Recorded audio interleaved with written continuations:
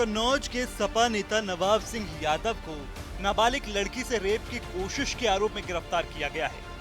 अयोध्या मामले में घिरी हुई समाजवादी पार्टी के लिए अब नवाब सिंह यादव की गिरफ्तारी बड़ा झटका माना जा रहा है। इसकी दो बड़ी वजह हैं। पहली वजह ये, नवाब कन्नौज से आते हैं जो अखिलेश यादव का संसदीय क्षेत्र है। दूसरी वजह ये कि अखिलेश परिवार से नवाब यादव की नजदीकियां हैं। डिंपल जब कन्नौज से सांसद थी तब उन्होंने नवाब को अपना सांसद प्रतिनिधि नियुक्त किया था। इतना ही नहीं, अखिलेश की सरकार में नवाब को मिनी मुख्यमंत्री कहा जाता था। नवाब सिंह यादव की गिरफ्तारी पर राजनीति भी तेज हो गई है। यूपी बीजेपी के प्रवक्ता राकेश त्रिपाठी ने कहा है कि सपा मुंह दिखाने लायक नहीं बची है। अयोध्या में मोहित खान और कन्नौज में नवाब यादव घिनौने अपराध में पकड़े गए हैं। नवाब सिंह यादव कोई समाजवादी पार्टी का छुटभैया नेता नहीं है। समाजवादी पार्टी से ब्लॉक प्रमुख रहा है और डिंपल यादव का सांसद प्रतिनिधि रहा है। और जिस तरह के घिनौने आरोपों में रंगे हाथ पकड़ा गया है, अब समाजवादी पार्टी के पास मुंह छुपाने के लिए भी कोई जगह नहीं बची है। पहले अयोध्या के मोहित खान और अब कन्नौज में समाजवादी पार्टी का नवाब सिंह यादव।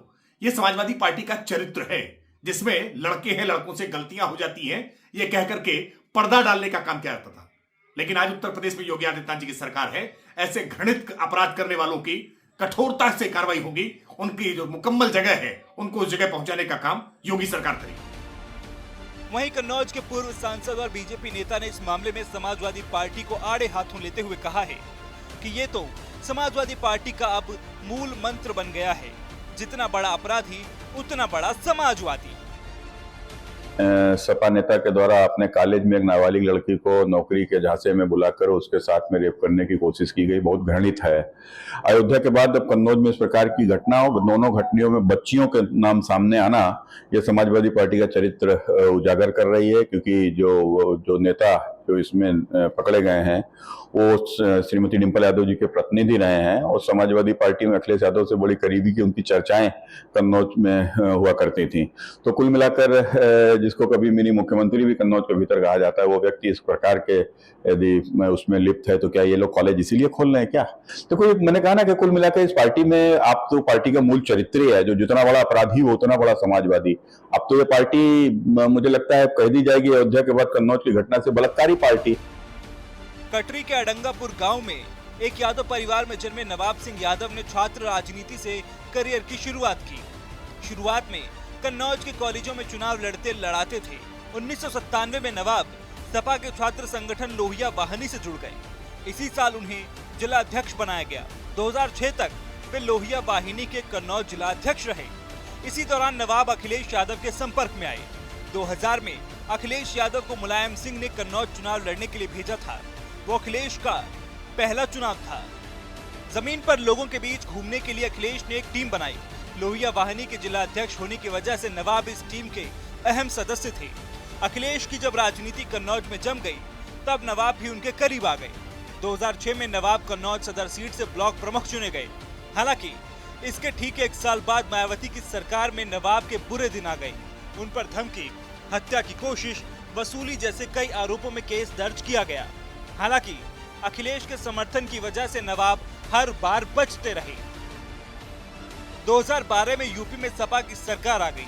मुलायम सिंह यादव ने खुद की जगह अखिलेश यादव को मुख्यमंत्री बना दिया। मुख्यमंत्री बनने के कारण अखिलेश को कन्नौज सीट से इस्तीफा देना पड़ा। फैसला हुआ कि इस सीट से अखिलेश यादव की पत्नी डिंपल यादव चुनाव लड़ेंगी। कन्नौज में सपा डिंपल को लेकर कोई रिस्क नहीं लेना चाहती थी, इसलिए चुनाव की कमान नवाब को सौंपी गई। चुनाव की कमान मिलते ही नवाब डिंपल को निर्विरोध जितवाने में जुट गए। कहा जा रहा है, एक तरफ जहां सपा के बड़े नेता कांग्रेस और बीएसपी हाईकमान को मनाने में जुटे थे, वहीं दूसरी तरफ नवाब दावेदारों से संपर्क साधकर उन्हें चुनाव न लड़ने के लिए मना रहे थे। अखिलेश यादव जब उत्तर प्रदेश के मुख्यमंत्री थे तो कन्नौज के प्रशासनिक और सियासी गलियारों में नवाब सिंह यादव को मिनी सीएम कहा जाता था।